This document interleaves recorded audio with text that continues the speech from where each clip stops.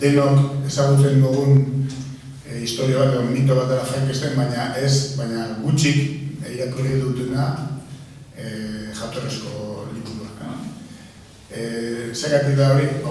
Elias Canetti gertatzen bazaio oso ezaguna ez izatearendik ere, Frankensteini pertsona erarik egotu zaio justo kontrakoa. Oso ezaguna egin da, eta ez, hain zuzen ere, literaturaren bidetik, baina batez ere, lehenengo antzerkiaren bidetik, eta gero sinemaren bidetik egin da hain ezagun. Horrek ekarri du,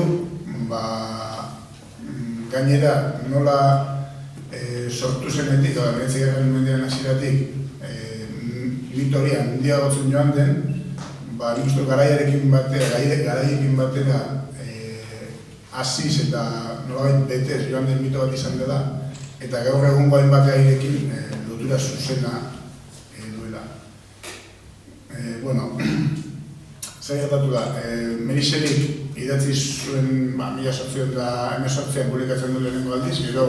bera bizizelarik beste 2 edizio egin zituen, baina hor, lehenengo ediziotik eta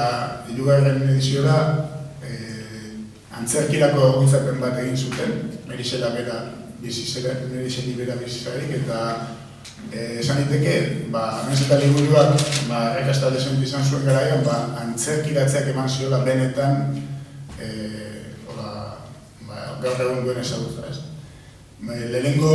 antzerkirako egokitzapen horretatik aldaketa batzuk gertatzen dira historian, antzerkiratu zutenean, adibidez, hitzak kendu zioten monstruari,